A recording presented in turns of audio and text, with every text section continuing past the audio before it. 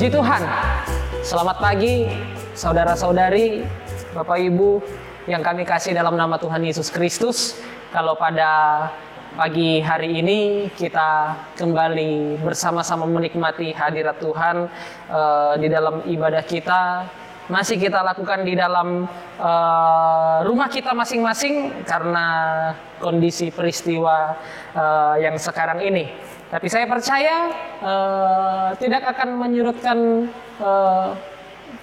keinginan kita untuk beribadah, bahkan tidak menyurutkan sukacita kita di dalam beribadah kepada Tuhan. Saya mengajak saudara-saudari kita langsung saja membuka Alkitab kita di dalam Yosua pasal yang kelima, ayat yang kedua sampai dengan ayat yang ke-12. Mari kita bersama-sama membuka Alkitab kita di dalam kitab Yosua pasal yang kelima, ayat yang kedua sampai dengan ayat yang ke-12. Saya akan membacakannya untuk saudara-saudari. Firman Tuhan berkata begini. Pada waktu itu berfirmanlah Tuhan kepada Yosua, buatlah pisau dari batu dan sunatlah lagi orang Israel itu untuk kedua kalinya. Lalu Yosua membuat pisau dari batu dan disunatnyalah orang Israel itu di bukit Kurit Katan. Inilah sebabnya Yosua menyunat mereka. Semua orang yang keluar dari Mesir, yakni yang laki-laki, semua prajurit telah mati di padang gurun di tengah jalan setelah mereka keluar dari Mesir. Sebab semua orang yang keluar dari Mesir itu telah bersunat. Tetapi semua orang yang lahir di padang gurun dalam perjalanan sejak keluar dari Mesir belum disunat. Sebab 40 tahun lamanya orang Israel itu berjalan melalui padang gurun sampai habis mati keseluruhan bangsa itu, yakni prajurit yang keluar dari Mesir yang tidak mendengarkan firman Tuhan. Kepada mereka itu Tuhan telah bersumpah bahwa Ia tidak akan mengizinkan mereka melihat negeri yang dijanjikan Tuhan dengan bersumpah kepada nenek moyang mereka dan memberikannya kepada kita, suatu negeri yang berlimpah-limpah susu dan madunya. Tetapi anak-anak mereka yang telah dijadikannya ganti mereka itulah yang disunat Yosua, sebab mereka belum bersunat karena mereka tidak disunat dalam perjalanan. Setelah seluruh bangsa itu selesai disunat, maka tinggallah mereka di tempatnya masing-masing di perkemahan itu sampai mereka sembuh. Dan berfirmanlah Tuhan kepada Yosua, hari ini telah kuhapuskan celah Mesir itu daripadamu.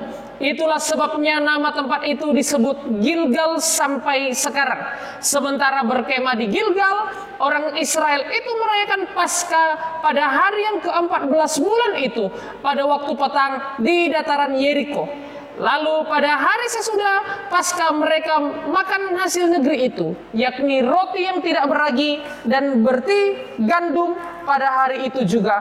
Lalu berhentilah mana itu pada keesokan harinya setelah mereka makan hasil negeri itu. Jadi orang Israel tidak beroleh mana lagi, tetapi dalam tahun itu mereka makan yang dihasilkan tanah Kanaan. Puji Tuhan.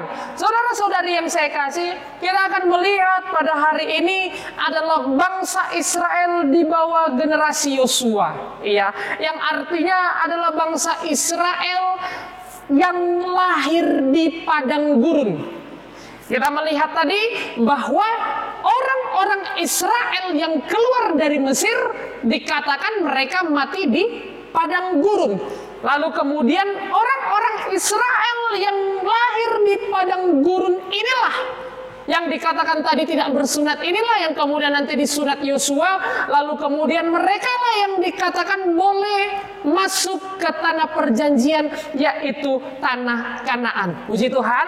Ya, kita akan melihat saudara-saudari yang saya kasih, ayat yang kita bahas pagi hari ini berbicara tentang generasi yang baru dari bangsa Israel. Puji Tuhan.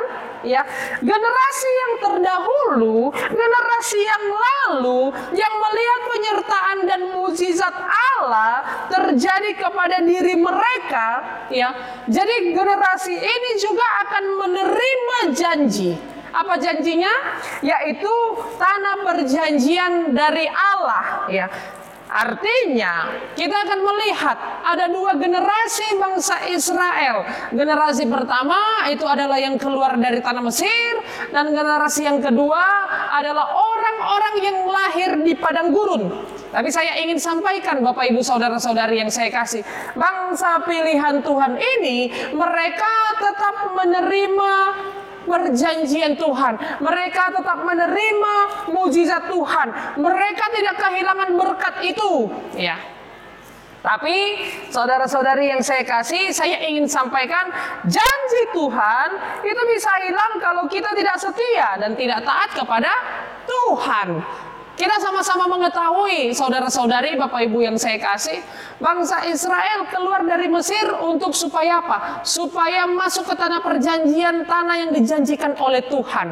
Tetapi ternyata di tengah perjalanan bangsa Israel dikatakan bangsa yang tegar tengkuk, bangsa yang bersungut-sungut, bangsa yang apa? Yang suka menyalahkan Tuhan. Yang akhirnya apa, saudara-saudari yang saya kasih? Mereka harus kehilangan janji Tuhan karena tidak setia dan tidak taat. Haleluya. Iya. Jadi saudara-saudari yang saya kasih, saya ingin sampaikan, orang Kristen yang tidak setia, orang Kristen yang tidak taat, dia bisa saja kehilangan janji Tuhan.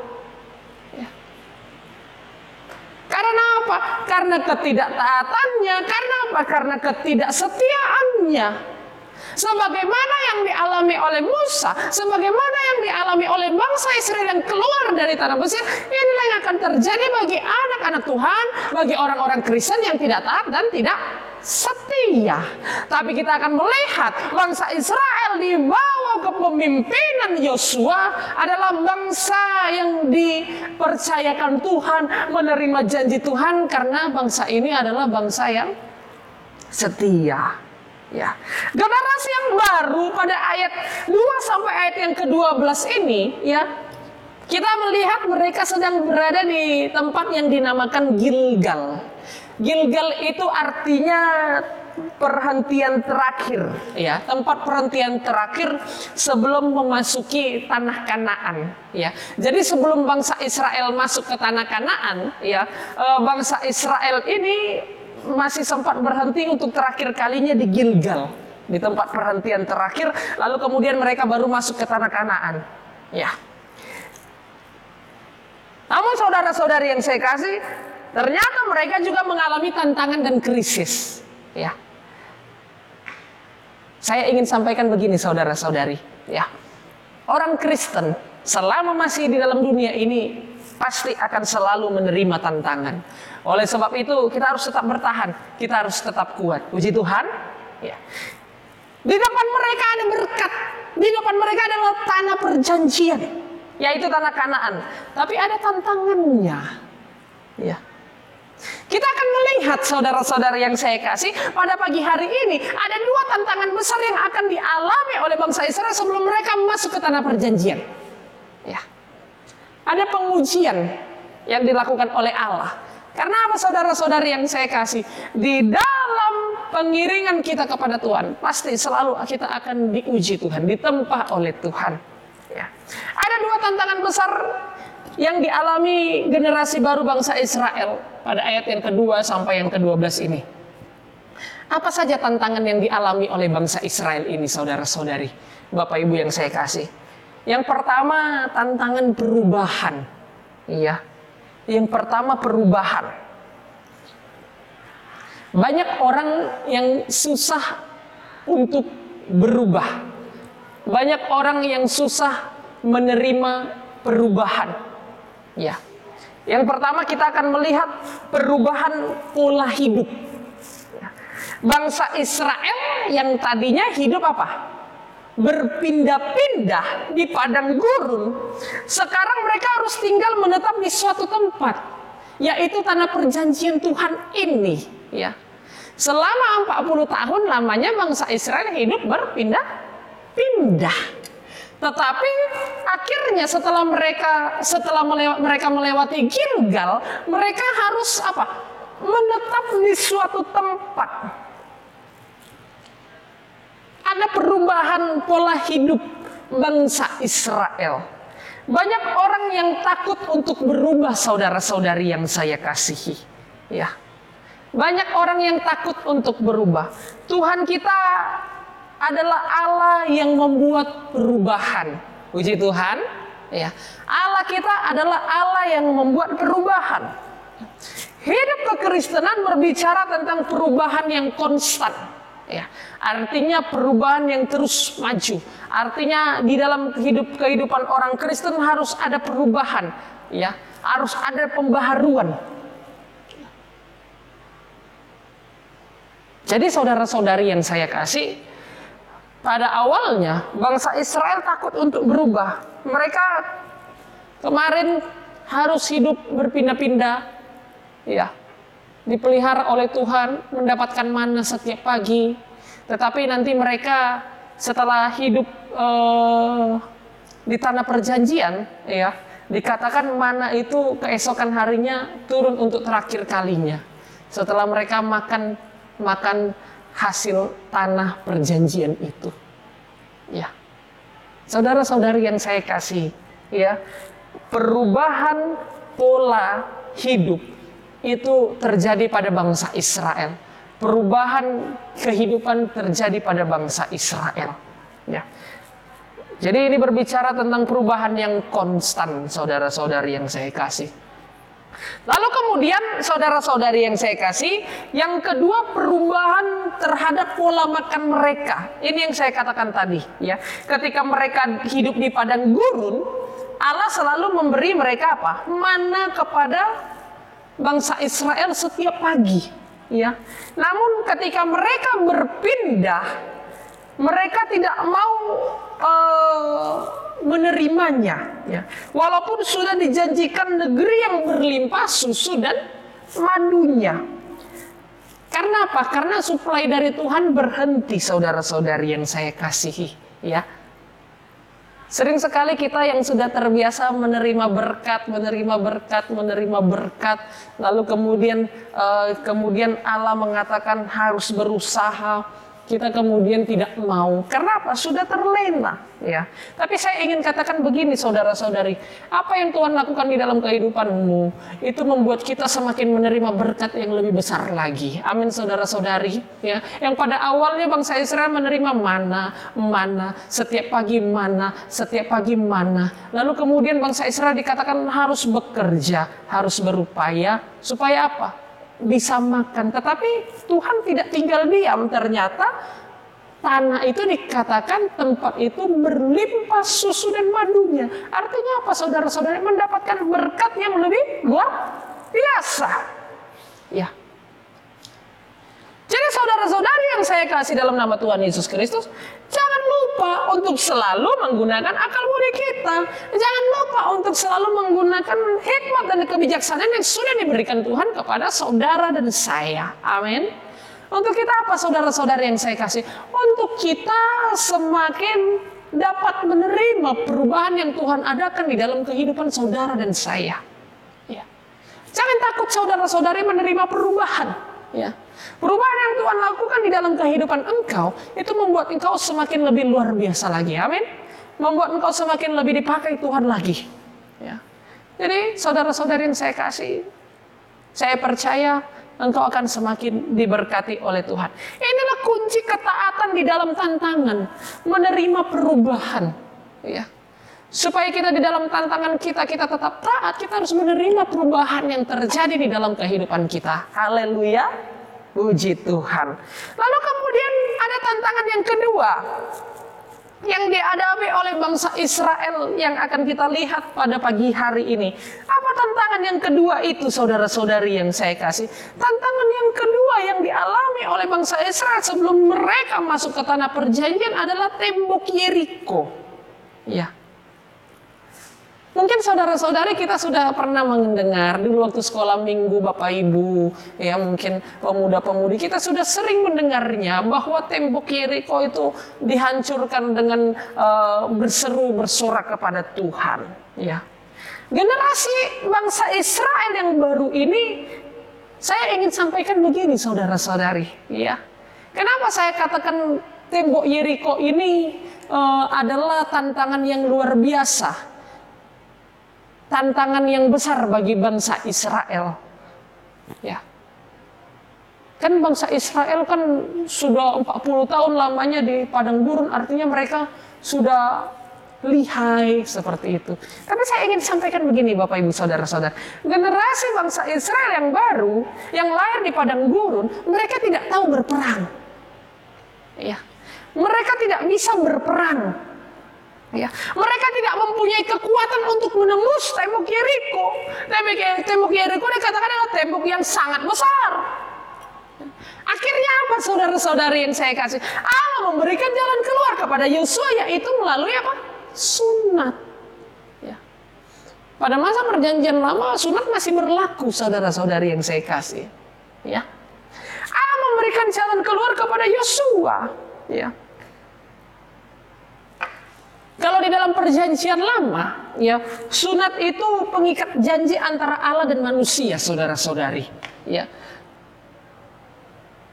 Sunat itu selalu dikaitkan dengan hal yang menyakitkan, karena membuang bagian yang tidak diperlukan. Ya. Ada banyak hal yang tidak diperlukan yang harus dipotong, saudara-saudari yang saya kasih. Tuhan di dalam kehidupan, dan itu baik bagi kita, baik bagi semua anak-anak Tuhan. Apa yang harus dipotong, apa yang harus dibuang sekarang ini, saudara-saudari? Ya. Yang harus disunat di dalam kehidupan kita sekarang ini adalah keegoisan kita, keinginan daging kita, kesombongan kita, ketidaksabaran kita di dalam pengiringan kita kepada Tuhan. Ini yang harus disunat, ini yang harus dipotong, saudara-saudari yang saya kasihi. Ya. Makanya sebelum mereka menerima janji Tuhan, Allah mengikat janji kepada bangsa Israel dengan cara apa? Dengan cara sunat yang dilakukan di Bukit Kulit Katan. Iya.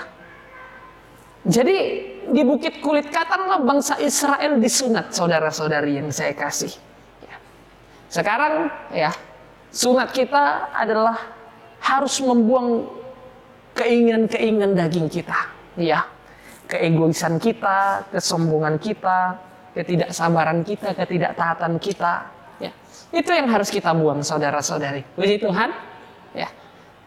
Jadi saudara-saudari yang saya kasih, tantangan yang kedua adalah tembok Yeriko yang sangat besar ini. Ya. Dan di dalam hal yang kedua ini, ketika mereka sudah disunat, Allah menyuruh Yosua mengelilingi tembok Yeriko. Ya. 7 hari lamanya mereka mengelilingi tembok Yeriko, saudara-saudari yang saya kasih. Dan kemudian dikatakan tembok itu pun roboh. Ya, dan dikatakan tembok itu kemudian hancur dengan cara apa? Apakah bangsa Israel berperang? Apakah bangsa Israel mereka memakai pedang, memakai tombak? Tidak, saudara-saudari yang saya kasih. Bangsa Israel hanya mengelilingi tembok Yeriko selama 7 hari. Dan kemudian di hari yang terakhir mereka dikatakan apa? Disuruh berseru, disuruh bersorak kepada Tuhan. Dan kemudian dikatakan apa? Tembok Yeriko kemudian hancur, kemudian runtuh. Ya. Apa yang saya mau tunjukkan di sini, saudara-saudari? Allah mau mengajarkan kepada bangsa Israel untuk berperang melalui roh. Ya.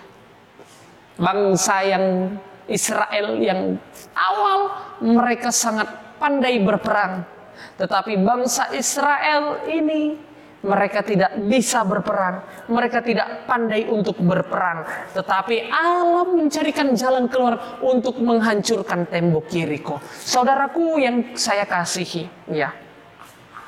Mungkin kita tidak memiliki kekuatan untuk berperang melawan dunia ini.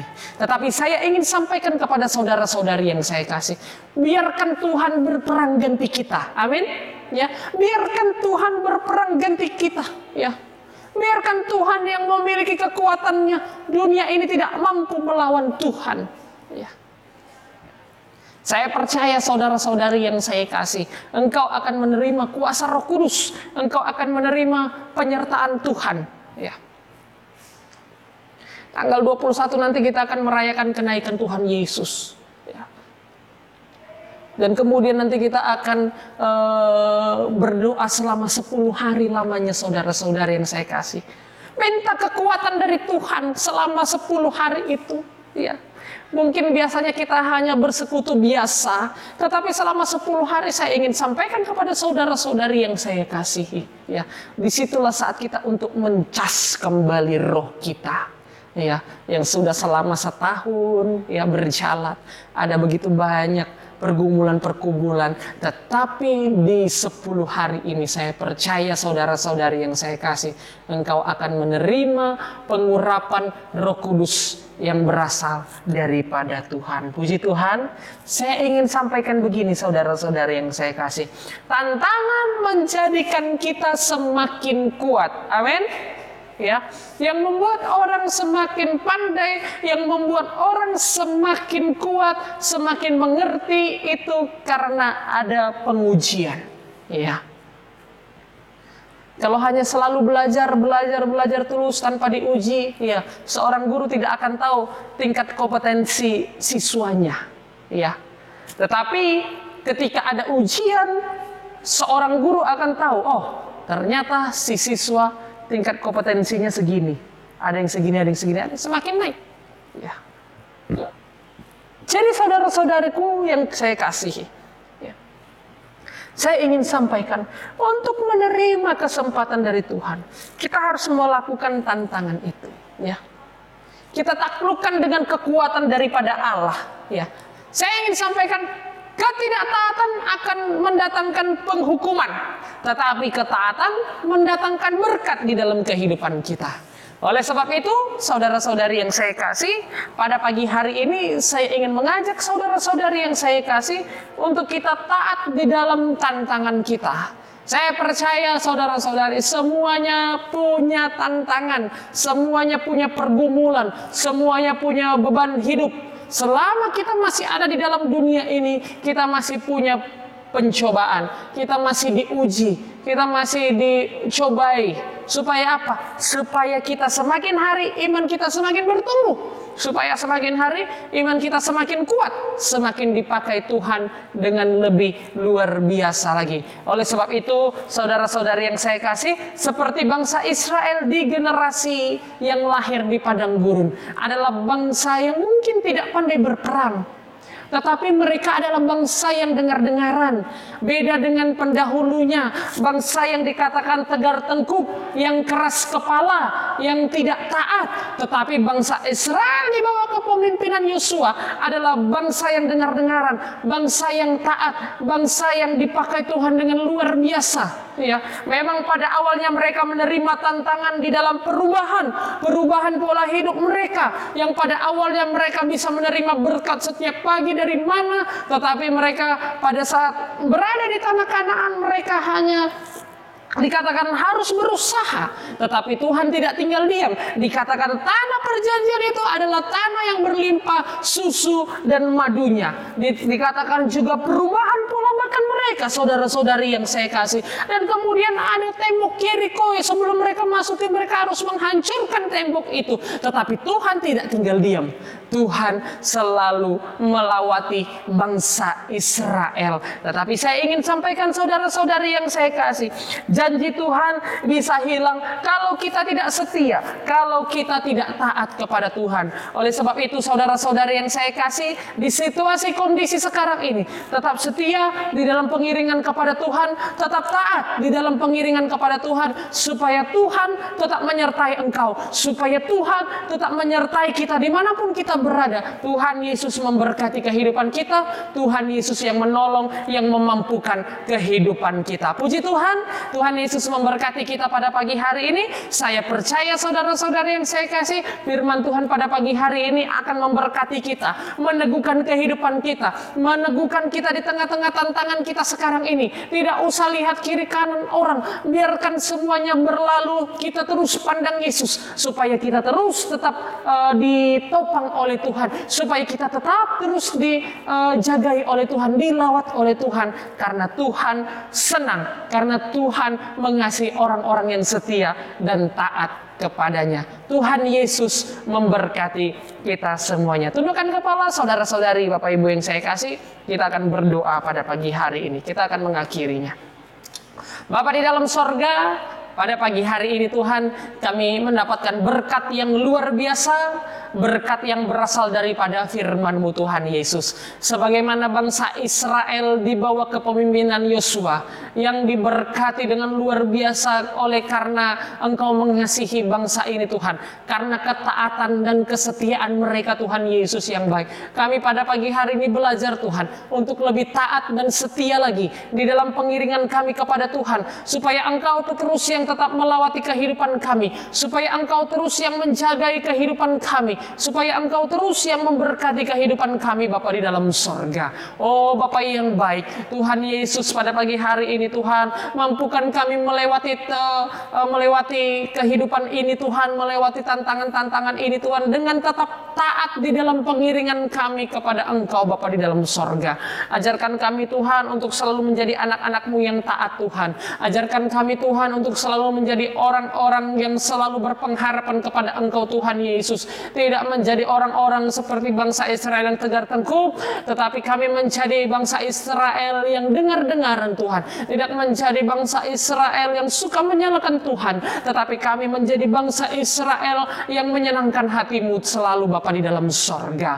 Terpujilah nama-Mu Tuhan Yesus yang baik. Kami percaya Bapa di dalam sorga, ketika kami melakukan firman-Mu, Engkau akan memberkati kehidupan kami. Ketika Engkau memberkati kami Tuhan, kami semakin hari semakin kuat Bapa di dalam sorga. Terima kasih Bapa yang baik. Materaikan firman-Mu di dalam kehidupan kami Bapa di dalam sorga. Taruh di hati kami Tuhan, supaya firman-Mu menjadi firman yang hidup, tertanam, bertumbuh, bahkan berbuah di dalam kehidupan kami Tuhan. Sehingga nama-Mu yang kami permuliakan, kami agungkan di dalam kehidupan kami Bapa di dalam sorga. Terima kasih Tuhan Yesus yang baik. Terpujilah nama-Mu Tuhan.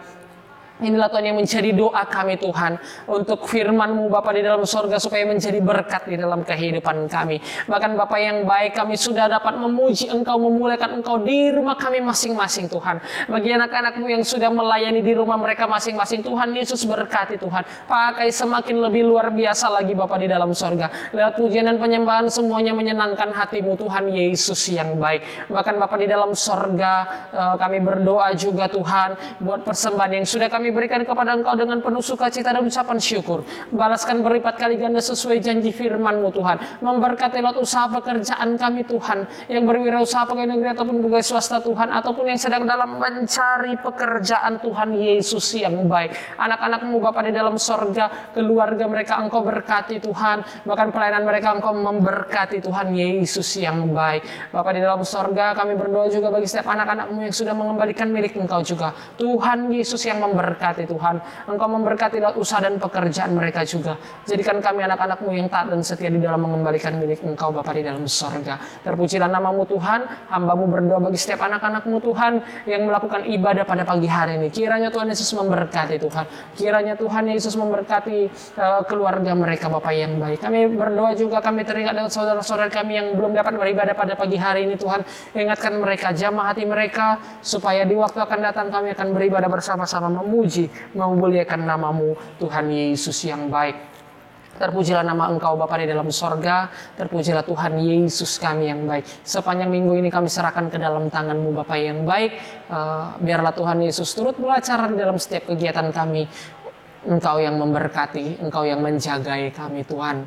Terpujilah nama-Mu Bapa di dalam sorga. Kami berdoa juga Tuhan buat kota kami Pekanbaru, bangsa kami Indonesia Tuhan Yesus, tolong pulihkan Tuhan. Tidak bosan-bosannya kami berdoa, Tuhan Yesus yang jamah, Tuhan Yesus yang campur tangan Bapa di dalam sorga. Terpujilah nama-Mu Bapa yang baik. Inilah Tuhan yang menjadi doa kami, permohonan kami, dan ucapan syukur kami. Kami peraskan di dalam satu nama, yaitu Tuhan Yesus Kristus. Kami berdoa ucap syukur. Haleluya, haleluya. Mari Bapak Ibu saudara-saudari sekarang terimalah dan bawalah berkat dari Allah Bapa di sorga, cinta kasih kemurahan dari Tuhan kita Yesus Kristus, persekutuan dari Allah Roh Kudus menyertai mulai saat ini, besok, lusa sampai Maranatha. Tuhan Yesus jemput kita pada kali yang kedua di dalam nama Tuhan Yesus Kristus. Haleluya, haleluya. Semua kita yang percaya mengatakan Amin. Puji Tuhan, Tuhan Yesus memberkati.